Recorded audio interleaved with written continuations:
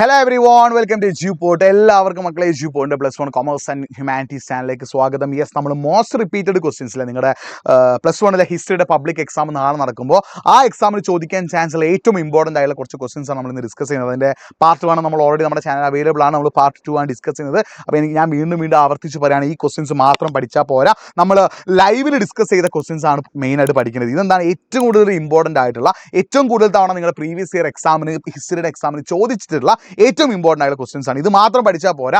ഇന്നലെയും 2 ദിവസം മുമ്പൊക്കെ ആയിട്ട് 3 ലൈവുകൾ നമ്മൾ +1 ഹിസ്റ്ററിയിലെ 3 പാർട്ടായിട്ട് ചെയ്തിട്ടുണ്ട്. ആ 3 ലൈവ് നിങ്ങൾ നന്നായിട്ട് കാണാം. ഇന്ന് രാത്രി കൃത്യം 7 മണിക്ക് എന്തുണ്ട്, എല്ലാ ചാപ്റ്ററിലെയും ഷുവർ ക്വസ്റ്റ്യൻസ് ഡിസ്കസ് ചെയ്യുന്ന ലൈവ് ഉണ്ട്. സോ അതിന് മുമ്പ് നിങ്ങൾ എന്ത് ചെയ്യുക, നമ്മുടെ 3 ലൈവ്, ഇന്നലെ ഒരു ലൈവ് നടന്നു, അതിന് 2 ദിവസം മുമ്പ് ഒരു ലൈവ്, അതിന് മുമ്പ് ഒരു ലൈവ്, അങ്ങനെ 3 ലൈവുകൾ നമ്മുടെ ലൈവിൻ്റെ ഭാഗത്തെടുത്ത് നിങ്ങൾക്ക് കാണാം. ആ 3 ലൈവുകളും കണ്ടാൽ നിങ്ങൾക്ക് എല്ലാ ചാപ്റ്ററിലെയും ഫുൾ ഷുവർ ക്വസ്റ്റ്യൻസ് എന്ത് ചെയ്യുള്ളൂ, നിങ്ങൾക്ക് സെറ്റ് ആവുള്ളൂ എന്നുള്ള കാര്യം ഞാൻ ആദ്യം പറഞ്ഞു തരാം. സോ അത് നിങ്ങൾ നിർബന്ധമായിട്ടും കാണണം. ഇത് നമ്മൾ ഓരോ കൊല്ലവും ഏറ്റവും കൂടുതൽ തവണ, അതായത് നിങ്ങളുടെ ഹിസ്റ്ററിയുടെ പബ്ലിക് എക്സാമിന് ഏറ്റവും കൂടുതൽ തവണ ചോദിച്ചാൽ കുറച്ച് ക്വസ്റ്റ്യൻസ് ആണ് നമ്മൾ ഡിസ്കസ് ചെയ്യുന്നത്. എസ് അടക്കമുള്ള ക്വസ്റ്റ്യൻസ് നമ്മൾ ഡിസ്കസ് ചെയ്യുന്നുണ്ട് കേട്ടോ.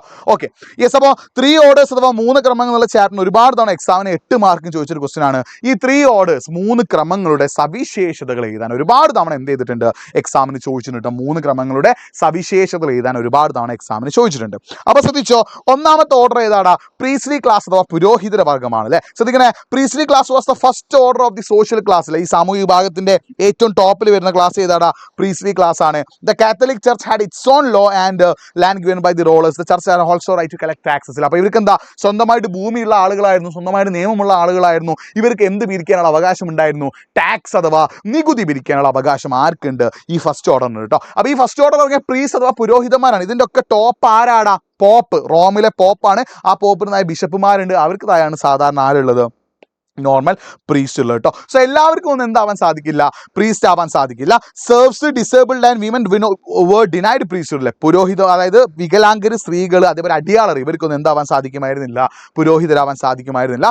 Priest were not allowed to marry. പുരോഹിതന്മാർക്ക് എന്ത് ചെയ്യാൻ പാടില്ല, വിവാഹ ജീവിതം എന്ത് ചെയ്തിരുന്നു, നിഷേധിച്ചിരുന്നു. അത് മാത്രമല്ല, ഇവരെന്താണ്, bishop were the lords of the arena, they lived in the palaces on the large estate. വലിയ വലിയ എസ്റ്റേറ്റുകളിലായിരുന്നു ആര് താമസിച്ചിരുന്നത്, ബിഷപ്പുമാർ താമസിച്ചിരുന്നത്. വലിയ വലിയ കൊട്ടാരങ്ങൾ അവർക്ക് ഉണ്ടായിരുന്നു. They have the privilege to collect tax from the farmers. ഇവർക്ക് എന്താണ്, ഫാമേഴ്സിന് ടാക്സ് കളക്ട് ചെയ്യാം. അതിന് വിളിക്കുന്ന പേരാണ് എന്ത്, ടിത്തെ അല്ലെങ്കിൽ ടൈത് എന്നൊക്കെ നമ്മൾ എന്ത് ചെയ്യാറുണ്ട്, പറയാറുണ്ട് കേട്ടോ. പിന്നെ അത് മാത്രമല്ല, ഈ പുരോഹിതന്മാരിൽ തന്നെ പെട്ട സാധാരണക്കാരായിട്ടുള്ള, അതായത് ശ്രദ്ധിക്കണം, ഈ പുരോഹിതന്മാരിൽ തന്നെ പെട്ട സിമ്പിൾ ലൈഫ് ലഡ് ചെയ്യുന്ന, സാധാരണ ജീവിതം നയിക്കുന്ന വിഭാഗക്കാരെ വിളിക്കുന്ന പേരാണെന്ത്, മോങ്സ് അഥവാ സന്യാസിമാർ. ശ്രദ്ധിക്കണം, എന്താണ്, ധ്യാനത്തിനും ലളിത ജീവിതത്തിനും സിംപ്ലിസിറ്റിക്കും ഒക്കെ ഒരു ഇമ്പോർട്ടൻസ് കൊടുത്ത സാധാരണക്കാരായുള്ള ഒരു വിഭാഗമായിരുന്നു ആര്, മോങ്സ് അഥവാ സന്യാസിമാരെന്ന് പറഞ്ഞാൽ. And they lived in isolated life in even religious communities were called monasteries. Monasteries എന്ന് പറയുന്ന സ്ഥലങ്ങളിൽ ഗ്രാമത്തിൽ നിന്നും നഗരത്തിൽ നിന്നും വിട്ട് ഒറ്റപ്പെട്ട് താമസിക്കാൻ ആഗ്രഹിക്കുന്ന ആളുകളായിരുന്നു ഇവരുടെ തലവനെ വിളിക്കുന്ന പേരാണ് ആബട്ട്. അപ്പോൾ ശ്രദ്ധിക്കാം, പുരോഹിതന്മാരിൽ സിമ്പിൾ ലൈഫ് ലഡ് ചെയ്തിരുന്ന ആളുകൾ വിളിക്കുന്ന പേരാണെന്ത്, മോങ്സ് അഥവാ സന്യാസിമാർ. അവർ താമസിക്കുന്ന സ്ഥലമാണ് ഇത്, മൊണാസ്ട്രീസ്. ആ മൊണാസ്ട്രീസിൽ എന്താണ് പാട്ടുകളും കവിതകളും അതേപോലെ ചർച്ചകളും ഒക്കെ എന്ത് ചെയ്തിരുന്നു, അവിടെയുള്ള മൊണാസ്ട്രീസിൽ എന്ത് ചെയ്തിട്ടുണ്ട്, നടന്നിട്ടുണ്ട് കേട്ടോ. പിന്നെ സെക്കൻഡ് ഓർഡറിന് വിളിക്കുന്ന പേരാണെന്ത്, നോബിൾസ്. ശ്രദ്ധിക്കുന്നത്, സെക്കൻഡ് ഓർഡറിന് വിളിക്കുന്ന പേരാണെന്ത്, നോബിൾസ് എന്ന് പറയുന്നു. So second order aristocracy had play the most important role in social process. Control over land put them in central position. അതായത് അന്ന് 2 ടൈപ്പ് ലാൻഡാണത്. ഒരു ലാൻഡ് ആയിരുന്ന പ്രീസ്റ്റ്, പുരോഹിതന്മാരാണ്. സെക്കൻഡ് ലാൻഡ് ആയിരുന്നാടാ, യെസ്, കിങ്ങിൻ്റെതാണ്, രാജാവിൻ്റെതാണ്. അപ്പോൾ രാജാവിൻ്റെ ലാൻഡ് അല്ലെങ്കിൽ കിങ്ങിൻ്റെ ലാൻഡ് കൺട്രോൾ ചെയ്തിരുന്ന ആളുകളായിരുന്നു ആര്, നോബിൾസ് എന്ന് പറഞ്ഞാൽ. സോ അതുകൊണ്ട് തന്നെ ഒരു ഡിപ്പെൻഡൻസി, ഈ നോബിൾസ് എന്ത് ചെയ്യും, രാജാവിന് ഭൂമി എടുക്കും. ആ ഭൂമി എന്ത് ചെയ്യും, നോബിൾസ് ആർക്ക് കൊടുക്കും, കൃഷിക്കാർക്ക് കൃഷി ചെയ്യാൻ കൊടുക്കും. അങ്ങനെ ഒരു സിസ്റ്റമായിരുന്നു അന്ന് യൂറോപ്പിൽ ഉണ്ടായിട്ടുള്ളത് കേട്ടോ. സോ ഭൂമിയുടെ ആദ്യമേ രാജാവായിരുന്നു, ആ ഭൂമി നോക്കി നടത്തുന്ന ആളുകൾ ആരായിരുന്നു, നോബിൾസ് ആയിരുന്നു. അപ്പോൾ നോബിൾസ് എന്ത് ചെയ്യും, ഇതിന് പകരമായിട്ട് രാജാവിന് ഒരു പണം കൊടുക്കും. അത് മാത്രമല്ല, യുദ്ധത്തിൻ്റെ സമയത്ത് രാജാവിന് എന്ത് ചെയ്യും, പടയാളികൾ അയച്ചിട്ട് എന്ത് ചെയ്യുന്നു, സഹായിക്കുകയും നോബിൾസ് എന്ത് ചെയ്തിരുന്നു. So the nobles gave the land to the cultivator. അപ്പോൾ ഈ പ്രഭുക്കന്മാർ എന്താ ചെയ്യുക, അവരുടെ ഭൂമി ആർക്ക് കൊടുക്കും, കൃഷിക്കാർക്ക് കൊടുക്കും. അതുകൊണ്ട് തന്നെ നോബിൾ മിക്കം മാസ്റ്റേഴ്സ് ആൻഡ് പെസൻസ് മിക്കം ഡിപ്പെൻഡൻസ്. അപ്പം ഈ നോബിൾസ് അഥവാ പ്രഭുക്കന്മാർ എന്തായിട്ട് മാറി, അവർ മാസ്റ്റേഴ്സ്, അവർ യജമാനന്മാരും, കൃഷിക്കാർ എന്തായിട്ട് മാറി, ആശ്രിതരുമായിട്ട് മാറി. അപ്പോൾ ഈ ലാൻഡ് രാജാവ് എന്ത് ചെയ്യും, നോബിൾസിന് ഭൂമി കൊടുക്കുന്ന ചടങ്ങ് വലിയൊരു പള്ളിയിലൊക്കെ വെച്ചിട്ട്, ക്രിസ്ത്യൻ പള്ളിയിലൊക്കെ വെച്ചിട്ട് വലിയൊരു എന്താ പറയുക ചടങ്ങുകളോട് കൂടിയിട്ടാണ് എന്ത് ചെയ്യുക, നടക്കുക എന്നുള്ളൊരു കാര്യം നിങ്ങൾ എന്ത് ചെയ്യുക, മനസ്സിലാക്കി വെക്കട്ടോ. So the nobles had many privileged position. അവർക്ക് എന്താണ്, പിന്നെ ധാരാളം വിശേഷാധികാര പദവികൾ, അതായത് അവരുടെ സമ്പത്ത്, അവരുടെ സ്വത്തിന് മുകളിൽ എന്താണ്, കംപ്ലീറ്റ് ആയിട്ടുള്ള കൺട്രോൾ. അതായത് ഈ നോബിൾസിന് എന്ത് ചെയ്യാണ്, അവരുടെ സ്വത്തിന് മുകളിലുള്ള കംപ്ലീറ്റ് കൺട്രോൾ ഉണ്ടായിരുന്നു. അത് മാത്രമല്ല, the could on is on army, സ്വന്തമായിട്ട് സൈന്യം ഉണ്ടായിരുന്നു. The lord had is on courts അല്ലെ, സ്വന്തമായിട്ട് എന്തുണ്ടാണ്, കോടതികൾ വരെ ആർക്കുണ്ടായിരുന്നു, ഇവർക്ക് ഉണ്ടായിരുന്നു. ഈ ഒരു കാര്യം നിങ്ങൾ എന്ത് ചെയ്യുക, മനസ്സിലാക്കി വെക്കട്ടോ. പിന്നെ അത് മാത്രമല്ല, even he had the power to issue his own money, സ്വന്തമായിട്ട് നാണയം അച്ചടിച്ചിറക്കാനുള്ള ഒരു പദവിയും ആർക്കുണ്ടായിരുന്നു, നോബിൾസിന് ഉണ്ടായിരുന്നു. The lord of his land had lot of land, it includes residence, private field and pastures and house and field of tenant farmers. അപ്പോൾ ഇവർ താമസിക്കുന്ന സ്ഥലത്തെ വിളിക്കുന്ന പേരാണെന്ത്, മാനോറൽ എസ്റ്റേറ്റ് അല്ലെങ്കിൽ മാനർ ഹൗസ് എന്ന് പറയും. അതിലെന്താണ് ഇവരെ സഹായിക്കാനുള്ള കുടിയാന്മാരുടെ വീട്, എസ്റ്റേറ്റുകൾ, പാടങ്ങൾ എല്ലാം കൂടി ചേർന്ന ഏക്കർ കണക്കിന് വലിയ എസ്റ്റേറ്റുകൾ ആർക്കുണ്ടായിരുന്നു, മാനർ അഥവാ ലോർഡിന് ഉണ്ടായിരുന്ന ഒരു കാര്യം മനസ്സിലാക്കി വെക്കുക. ഇനി തേർഡ് ആയിട്ടുള്ള മൂന്നാമത്തെ ഓർഡർ ആരുടെ, പെസൻസ് അഥവാ കർഷകരാണ്.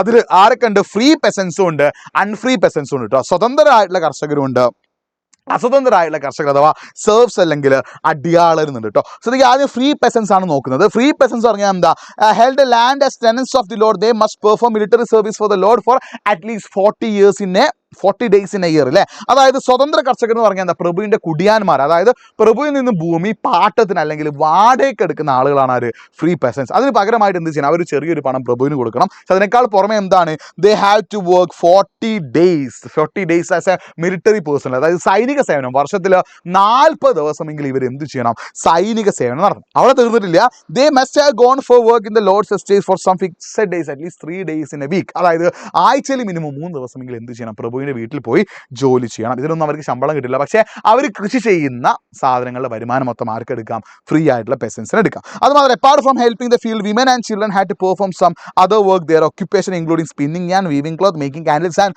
Preparing wine. അതായത് ഈ ഒരു ഫ്രീ പെസൻസിലെ സ്വതന്ത്രരായിട്ടുള്ള കർഷകരുടെ ഭാര്യമാർ എന്ത് ചെയ്യണം, ഈ പ്രഭുവിൻ്റെ വീട്ടിൽ പോയിട്ട് എന്ത് ചെയ്യണം, കുട്ടികളെ ജോലി ചെയ്യണം. എന്തൊക്കെ ജോലി ചെയ്യണം, പിന്നെ നൂൽ നൂൽക്കുക, വസ്ത്രം നെയ്യുക, മേഘതിരികൾ നെയ്യുക, വീഞ്ഞ് തയ്യാറാക്കുക, ഇത്തരം ജോലികളൊക്കെ അവർ ചെയ്യണം. അതുമാത്രമല്ല, ഈ കൃഷിക്കാരിൽ നിന്ന് രാജാവ് ഒരു നികുതി പിരിച്ചിരുന്നു. അതിന് വിളിക്കുന്ന പേരാണെന്ത്, ടെയിലെ. എന്താണ് വിളിക്കുക, ടെയിലെ എന്ന് പറഞ്ഞിട്ടൊരു നികുതി എന്ത് ചെയ്തിരുന്നു, രാജാവ് ഈ കർഷകരിൽ നിന്ന് പിരിച്ചിരുന്നു. പിന്നെ രണ്ടാമതാണത് അൺഫ്രീ പെസൻസ് അല്ലെങ്കിൽ സെർവ്സ്. ശ്രദ്ധിക്കുന്ന രണ്ടാമത്തെ വിഭാഗമാണേത്, അൺഫ്രീ പെസൻസ് അല്ലെങ്കിൽ സെർവ്സ്.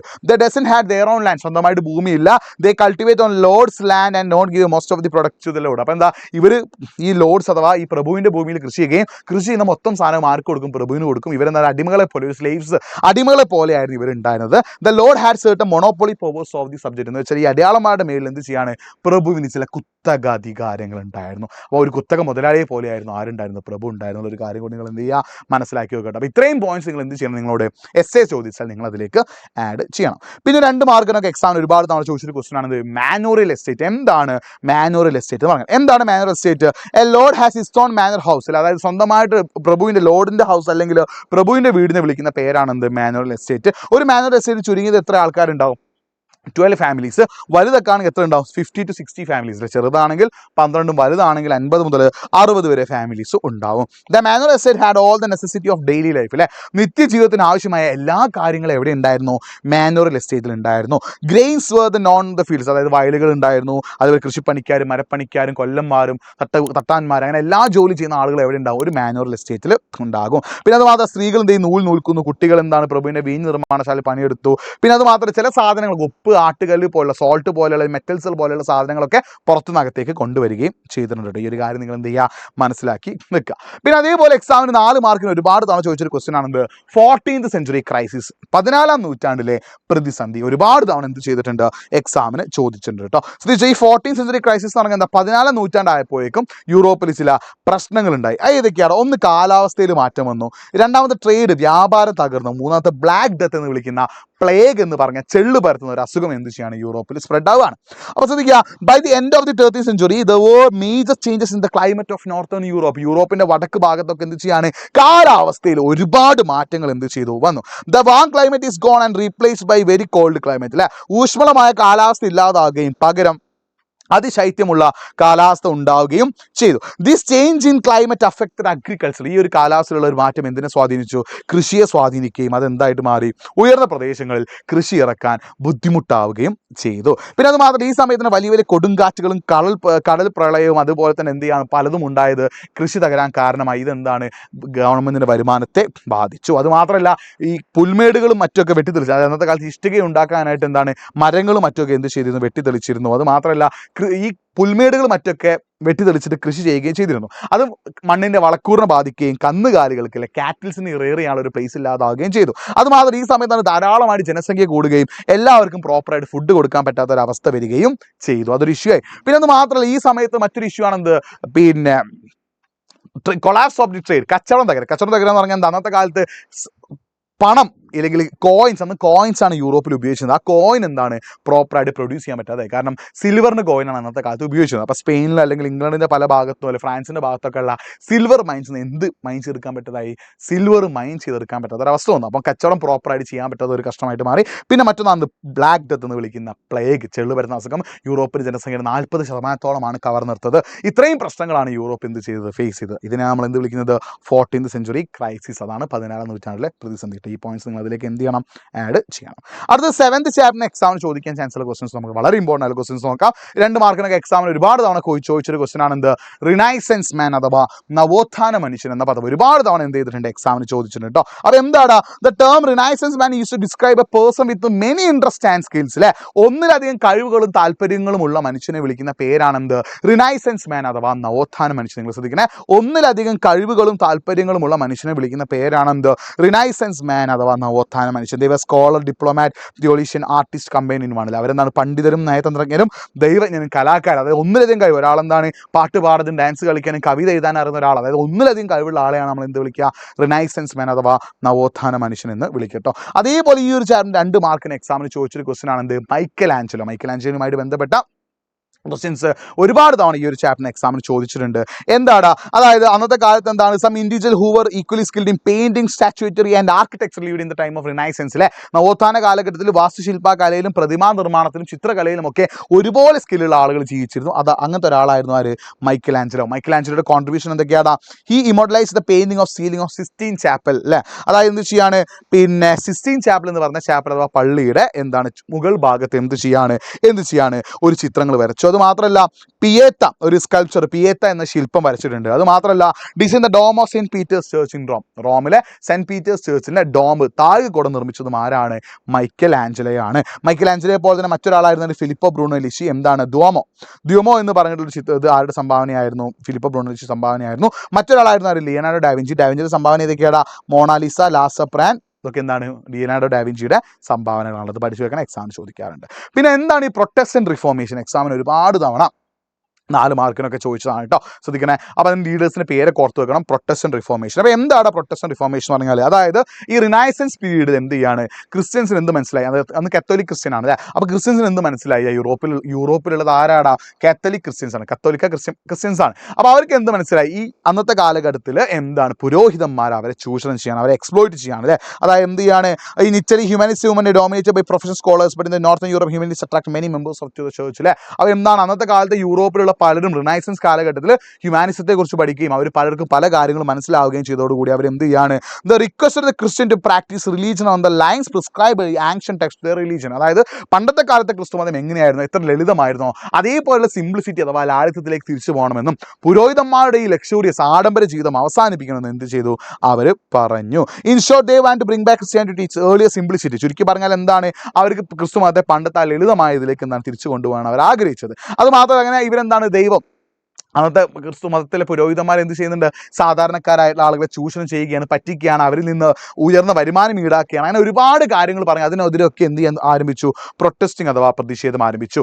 അത് അതായത് കത്തോലിക്ക സഭയുടെ ദൂഷ്യങ്ങളെയും അഴിമതികളെയും ഒക്കെ എന്ത് ചെയ്യാണ് പണ്ഡിതന്മാർ തുറന്നു കാട്ടി. ആരൊക്കെയാടാ, ഒന്ന് ഇംഗ്ലണ്ടിലെ തോമസ് മൂറും അതേപോലെ ഹോളണ്ടിലെ ഇറാസ്മസും ഒക്കെ എന്ത് ചെയ്യാണ്, ഇത്തരത്തിൽ ക്രിസ്ത്യൻ റിലീജിയനിൽ പുരോഹിതന്മാർ ചെയ്യുന്ന പാപങ്ങളെയും മറ്റൊക്കെ അവർ എന്ത് ചെയ്യാണ് കാണിക്കുകയുണ്ടായി. അത് മാത്രമല്ല അന്ന് യൂറോപ്പിൽ എന്ത് ചെയ്യാൻ തുടങ്ങി, ഈ ബൈബിൾ, അതായത് ലോക്കൽ ലാംഗ്വേജ് സാധാരണക്കാരുടെ ഭാഷയിൽ എന്ത് ചെയ്യാൻ തുടങ്ങി, ബൈബിളൊക്കെ എന്ത് ചെയ്യാൻ തുടങ്ങി, ആളുകൾക്ക് മനസ്സിലാവുന്ന രീതിയിൽ സപ്ലൈ ചെയ്തപ്പോൾ ആളുകൾ ബൈബിൾ വായിക്കുകയും അവർക്ക് പുരോഹിതന്മാർ ചെയ്യുന്ന പല കാര്യങ്ങളും തെറ്റാണെന്ന് എന്ത് ചെയ്യാൻ തുടങ്ങി, മനസ്സിലാക്കാൻ തുടങ്ങി. അത് മാത്രമല്ല യൂറോപ്പിന്റെ പല ഭാഗങ്ങളിൽ പുരോഹിതന്മാർ പിടിച്ചിരുന്ന നികുതിക്കെതിരായിട്ട് എന്ത് സ്റ്റാർട്ട് ചെയ്തു, റിവോൾട്ട് അഥവാ കലാപം സ്റ്റാർട്ട് ചെയ്തു. അങ്ങനെ ഈ സമയത്താണ് എന്ത് ചെയ്യുന്നത്, മാർട്ടിൻ ലൂതർ, ജർമ്മനിയിൽ ആര് വരാടാ, മാർട്ടിൻ ലൂതർ എന്ന് പറഞ്ഞ ഒരാൾ വരാണ്. എന്നാൽ അദ്ദേഹം എന്ത് ചെയ്തു, ഈ ക്യാമ്പയിൻ ഏകദേശം evil practice of Catholic church, അല്ലെ, കത്തോലിക് ചർച്ചിന്റെ ഈ ഒരു ഈവിൽ പ്രാക്ടീസ്, ഈ മോശം അവസ്ഥക്കെതിരായിട്ട് എന്ത് ചെയ്യാൻ തുടങ്ങി, അവർ സമരം ചെയ്യാൻ തുടങ്ങി. അതിന് വേണ്ടിയിട്ട് അവർ എന്ത് ചെയ്യാണ്, റിഫോർമേഷൻ മൂവ്മെന്റ്, അല്ലെ, എന്താണ് ഈ കത്തോലിക്ക സഭ അല്ലെങ്കിൽ ഈ പുരോഹിതന്മാർ എന്ത് ചെയ്യണം, നന്നാക്കണം, അല്ലെങ്കിൽ പുരോഹിതന്മാർ ചെയ്യുന്ന കാര്യങ്ങളൊക്കെ തിരുത്തണം എന്ന് പറഞ്ഞുകൊണ്ട് ഒരു റിഫോർമേഷൻ മൂവ്മെന്റ്, ഒരു മത നവീകരണ പ്രസ്ഥാനം എന്ത് ചെയ്തു, ജർമ്മനിയിൽ സ്റ്റാർട്ട് ചെയ്തു. ഇതിന് ലഡ് ചെയ്തത് ആരാടാ, മാർട്ടിൻ ലൂതർ ആണ്.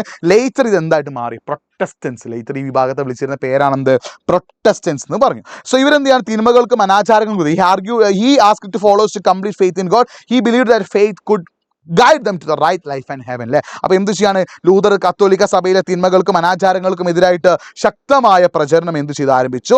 അങ്ങനെ എന്താണ് ഈ പുരോഹിതന്മാരെ ശക്തമായിട്ട് എതിർത്തുകൊണ്ട് ഒരു പ്രൊട്ടസ്റ്റന്റ് മൂവ്മെന്റ് എന്ത് ചെയ്യാണ് സ്റ്റാർട്ട് ചെയ്തു. അത് ജർമ്മനിയിൽ മാർട്ടിൻ ലൂതറാണ് സ്റ്റാർട്ട് ചെയ്തതെങ്കിൽ സ്വിറ്റ്സർലൻഡിൽ മാർട്ടിൻ ലൂതറിനെ സപ്പോർട്ട് ചെയ്യാൻ ആരൊക്കെ ഉണ്ടായിരുന്നു?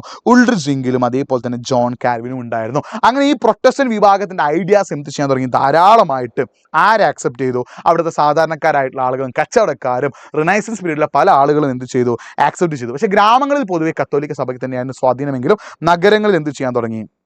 ഇവർ വരാൻ തുടങ്ങി. അങ്ങനെ അവർ എന്തെങ്കിലും ഭയങ്കരമായിട്ട് പ്രൊട്ടസ്റ്റിംഗ് ഒക്കെ സ്റ്റാർട്ട് ചെയ്യുകയും അതേപോലെ തന്നെ ജനങ്ങൾക്ക് കത്തോലിക്ക വേണോ പ്രൊട്ടസ്റ്റന്റ് വേണോ തിരഞ്ഞെടുക്കാനുള്ള അവകാശം ജനങ്ങൾക്കുണ്ടെന്ന് മനസ്സിലാക്കുകയും അവരെന്ത് ചെയ്യാൻ തുടങ്ങി? ഭയങ്കരമായിട്ട് സമരം ചെയ്തു. അങ്ങനെ അവസാനം എന്താണ് Catholic church in France was force recognise Protestantism. അങ്ങനെ എന്താണ് ഫ്രാൻസിലുള്ള ആളുകൾക്ക് എന്താണ് പ്രൊട്ടസ്റ്റന്റ് മതത്തെ അംഗീകരിച്ചു. അത് മാത്രമല്ല ഇംഗ്ലണ്ടിലും അതേപോലെ യൂറോപ്പിന്റെ ബാക്കി ഭാഗങ്ങളിലൊക്കെ എന്ത് തുടങ്ങി? പ്രൊട്ടസ്റ്റന്റുകാർ അംഗീകരിക്കുകയും അങ്ങനെ പ്രൊട്ടസ്റ്റന്റുകാർ എന്താണ് ഒരു റിഫോർമേഷൻ മൂവ്മെന്റ് സ്റ്റാർട്ട് ചെയ്യുകയും ചെയ്തു. ഇതിനാണ് നമ്മൾ എന്ത് വിളിക്കുക? പ്രൊട്ടസ്റ്റന്റ് റിഫോർമേഷൻ, അതായത് പ്രൊട്ടസ്റ്റന്റ് നവീകരണം എന്ന് വിളിക്കുന്നത് കേട്ടോ. അപ്പോൾ ഈ പോയിന്റ്സ് ഒക്കെ നിങ്ങൾ അതിലേക്ക് എന്ത് ചെയ്യണം? ആഡ് ചെയ്യണം. പിന്നെ ഈ ഒരു ചാപ്റ്ററിന് ഒരുപാട് തവണ എക്സാമിന് ചോദിച്ച രണ്ട് ടോപ്പിക്കാണ്. ഒന്ന് impact of humanism on science and Copernican revolution. അപ്പോൾ രണ്ടിനും ഏകദേശം ഒരേ പോയിന്റ്സ് തന്നെയാണ് നിങ്ങൾക്ക് ആഡ് ചെയ്യാനുള്ളത്. അപ്പോൾ ശ്രദ്ധിക്കുക, ഫസ്റ്റ് നമുക്ക് എന്ത് ചെയ്യാം? കോപ്പർനിക്കൻ റെവല്യൂഷൻ നോക്കാം. എന്താണ് ഈ കോപ്പർനിക്കൻ റെവല്യൂഷൻ എന്ന് പറഞ്ഞാൽ? അതായത് ഈ ഹ്യൂമാനിസം അല്ലെങ്കിൽ റിനൈസൻസ് പീരീഡിൽ നവോത്ഥാന കാലഘട്ടത്തിൽ നിങ്ങൾ ശ്രദ്ധിക്കണം എന്താണ് റിനൈസൻസ് പീരീഡ് അഥവാ നവോത്ഥാന കാലഘട്ടത്തിൽ എന്താണ്? There are tremendous changes in the സയൻസിൽ, ശാസ്ത്രത്തിൽ എന്ത് ചെയ്യാണ്? വിപ്ലവകരമായ ഒരുപാട് തരത്തിലുള്ള മാറ്റങ്ങൾ എവിടെ ഉണ്ടായി? സയൻസിലുണ്ടായി. അന്നത്തെ കാലത്ത് പിന്നെ ഒരു വിശ്വാസം എന്തായിരുന്നു? അതായത് റിനൈസൻസ് പീരീഡ് നവോത്ഥാന കാലഘട്ടത്തിന് മുമ്പുള്ള ഒരു വിശ്വാസം ഉണ്ടായിരുന്നു, earth is centre of the solar system അല്ലേ. ഭൂമിയായിരുന്നത് സൗരയൂഥത്തിന് കേന്ദ്രമെന്നും സൂര്യനടക്കമുള്ള ബാക്കി എല്ലാ നക്ഷത്രങ്ങളും ഗ്രഹങ്ങളൊക്കെ ആരെ കറങ്ങുകയാണ്? ഭൂമിക്ക് ചുറ്റും കറങ്ങുകയാണെന്ന്, ഭൂമി അനങ്ങാൻ നിൽക്കുക എന്നുള്ളൊരു ബിലീവൊക്കെ അന്നത്തെ കാലത്ത് ആളുകൾക്ക് ഉണ്ടായിരുന്നു. ഇത് തെറ്റാണ് തെളിയിച്ച ഒരാളായിരുന്നു ആര്? കോപ്പർനിക്കസ്. അദ്ദേഹം അതിനെക്കുറിച്ച് എഴുതിയൊരു പുസ്തകമാണ് ഇത്, the rotation of heavenly bodies. ഇതിൽ വെച്ചിട്ട് അദ്ദേഹം എന്ത് പറയാണ്? ഈ assert the sun is centre of the solar system. അദ്ദേഹം എന്ത് പറയാണ്? സൗരയൂഥത്തിന്റെ കേന്ദ്രം ആരാന്ന് പറഞ്ഞു? സൂര്യനാണെന്ന് പറയുകയും the earth and all other planets rotate around the sun. ഭൂമിയും ബാക്കി എല്ലാ ഗ്രഹങ്ങളും എന്താണ്? സൂര്യന് ചുറ്റും കറങ്ങുകയാണെന്ന് ആര് പറഞ്ഞു? കോപ്പർനിക്കസ് പറഞ്ഞു. ഇതിനെന്ത് വിളിക്കുന്നു? സൺ സെൻറ്റേർഡ് അല്ലെങ്കിൽ ഹീലിയോ സെൻട്രിക്കൽ, അതായത് സൂര്യ കേന്ദ്ര സിദ്ധാന്തം എന്ന് വിളിക്കുന്നു. അപ്പോൾ ഇതിനാണ് നമ്മൾ എന്ത് വിളിക്കുക? Copernican revolution. പക്ഷെ ഒരു പ്രശ്നം ഉണ്ടായിരുന്നു. എന്താ പ്രശ്നം? അന്നത്തെ കാലത്തെ പുരോഹിതന്മാരെ മറ്റൊക്കെ പേടിച്ചിട്ട് എന്ത് ചെയ്തില്ല? അദ്ദേഹം മരിക്കുന്നവരെ ഈ ഒരു ബുക്ക് പബ്ലിഷ് ചെയ്തില്ല. After death of the Copernicus is disciple അല്ലെങ്കിൽ ഇദ്ദേഹത്തിൻ്റെ ഫോളോവർ ആയിട്ടുള്ള ജോക്യം റിക്ടസ് ആണ് എന്ത് ചെയ്യുന്നത്? 1543 എന്ത് ചെയ്യാണ്? ഇദ്ദേഹം ഇത് പബ്ലിഷ് ചെയ്തു. പക്ഷെ അന്നത്തെ കാലത്ത് ആളുകൾ ഇത് അംഗീകരിച്ചില്ല. അതിൻ്റെ ബുക്കിൻ്റെ കോപ്പികളൊക്കെ എന്ത് ചെയ്ത് കത്തിച്ചു. പക്ഷേ കോപ്പർനിക്കസിൻ്റെ മരണശേഷം 60 കൊല്ലങ്ങൾക്ക് ശേഷം എന്താണ്? ജോനാസ് കെപ്ലറും ഗലീലിയും എന്താണ്? പുതിയ കാര്യങ്ങൾ കണ്ടുപിടിച്ചു അല്ലേ. ഗലീലിയാണ് എന്ത് കണ്ടുപിടിച്ചത്? ടെലസ്കോപ്പ് കണ്ടുപിടിച്ചത് അല്ലേ. അതിൻ്റെയൊക്കെ സഹായത്തോടു കൂടി അവർ നമ്മുടെ യൂണിവേഴ്സിനെ ഒബ്സർവ് ചെയ്യുകയും കോപ്പർനിക്കസ് പറഞ്ഞ കാര്യങ്ങൾ എന്ത് ചെയ്യാണ്? ശരിയാണ് തെളിയിക്കുകയും ചെയ്തു. മാത്രമല്ല കെപ്ലർ എന്ത് ചെയ്യാണ്? ഭൂമി അടക്കമുള്ള ഗ്രഹങ്ങൾ സൂര്യന് ചുറ്റുമാണ് കറങ്ങുന്നത്, സൂര്യനാണ് കേന്ദ്രം തെളിയിക്കുകയും അങ്ങനെ എന്ത് ചെയ്യാണ്? ശാസ്ത്രത്തിൻ്റെ സഹായത്തോട് കൂടിയിട്ട് ശരിയായിട്ടുള്ള കാര്യങ്ങൾ ജനങ്ങളെ പഠിപ്പിക്കുകയും ചെയ്തു. ഇതിനെ വിളിക്കുന്ന പേരാണെന്ത്?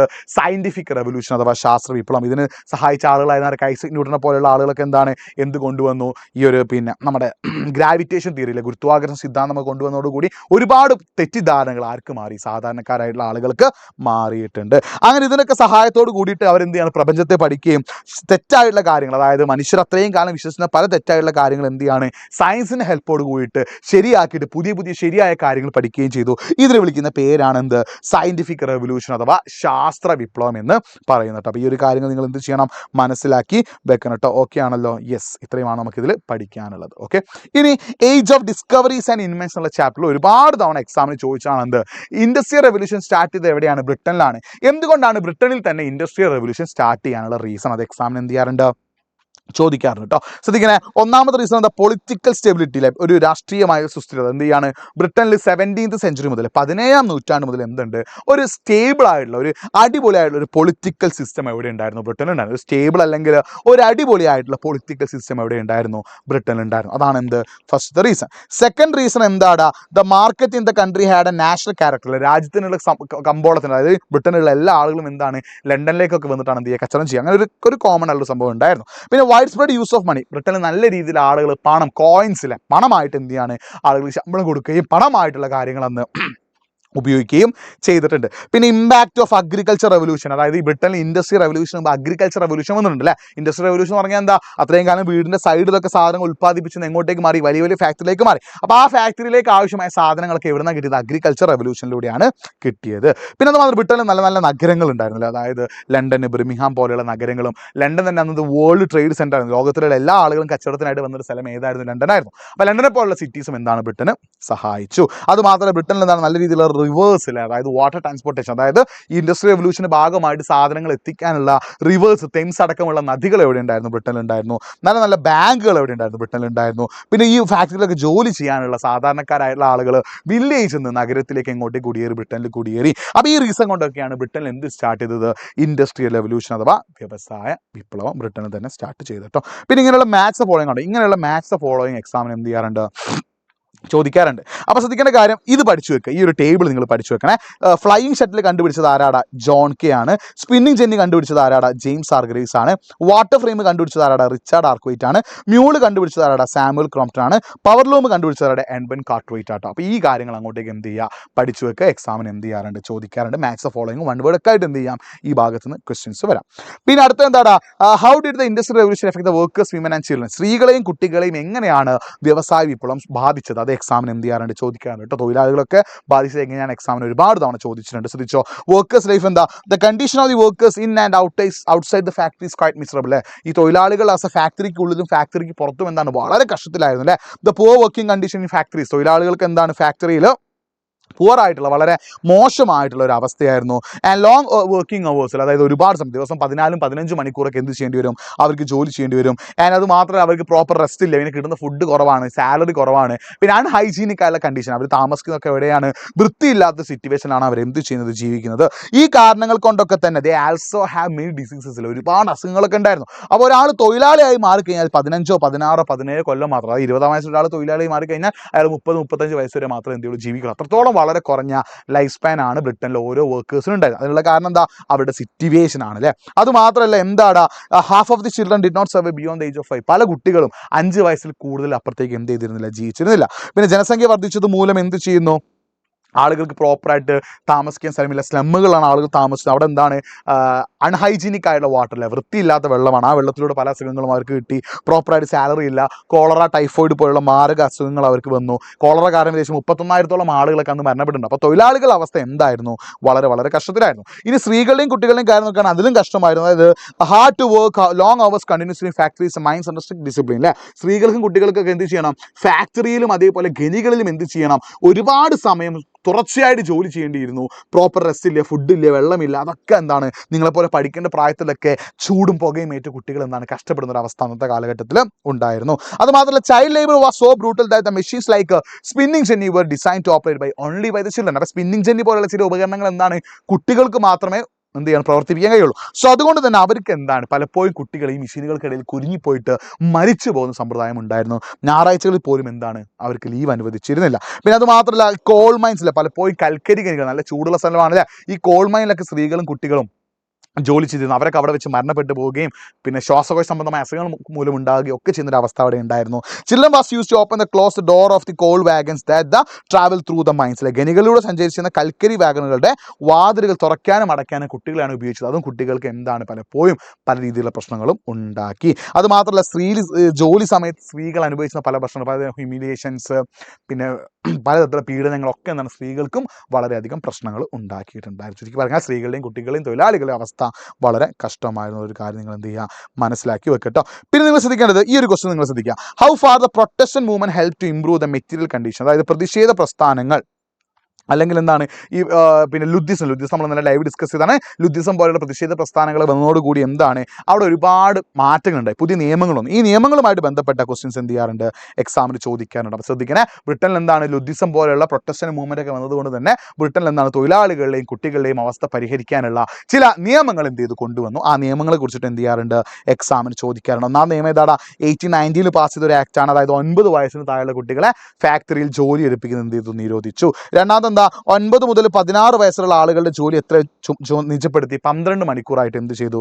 നിജപ്പെടുത്തി. അടുത്ത എന്താണ് 10 ഹവേഴ്സ് ബില്ലിൽ 10 മണിക്കൂർ, അതായത് തൊഴിലാളികളും കുട്ടികളൊക്കെ എന്ത് ചെയ്താൽ മതി, സ്ത്രീകളും യുവാക്കളൊക്കെ എന്ത് ചെയ്താൽ മതി, 10 മണിക്കൂർ മാത്രം ജോലി ചെയ്താൽ മതി. 1842 മറ്റു നിയമം കൊണ്ടുവന്നത് എന്താണ്? 16 വയസ്സിന് താഴെയുള്ള ആളുകൾ എന്ത് ചെയ്യേണ്ട ആവശ്യമില്ല, മൈൻസിന്റെ ഇന്നർ പാർട്ട്, ഖനിയുടെ ഉൾഭാഗത്ത് എന്ത് ചെയ്യേണ്ട ആവശ്യമില്ല, ജോലി ചെയ്യേണ്ട ആവശ്യമില്ല. 847 എന്താണ് മറ്റൊരു ഫാക്ടറി ലോ പാസ്സാക്കി, അതായത് എന്ത് ചെയ്യുന്നു, 18 വയസ്സ് താഴെ കുട്ടികളെയും സ്ത്രീകളെയും ഒരു ദിവസം 10 മണിക്കൂറിൽ കൂടുതൽ എന്ത് ചെയ്യരുത്, ജോലി ചെയ്യിപ്പിക്കരുത്. ഇങ്ങനെ ഒരുപാട് നിയമങ്ങൾ എന്ത് ചെയ്യാണ്, കൊണ്ടുവരാണ്. അപ്പോൾ ഈ നിയമങ്ങളിലൂടെയൊക്കെ എന്ത് ചെയ്യാണ്, ബ്രിട്ടനിലുള്ള തൊഴിലാളികളുടെ അവസ്ഥ കുറച്ചെങ്കിലും എന്ത് ചെയ്തു, മെച്ചപ്പെട്ടു. ഈ നിയമങ്ങൾ എന്ത് ചെയ്യണം, നിങ്ങൾ പഠിച്ചു വെക്കണം.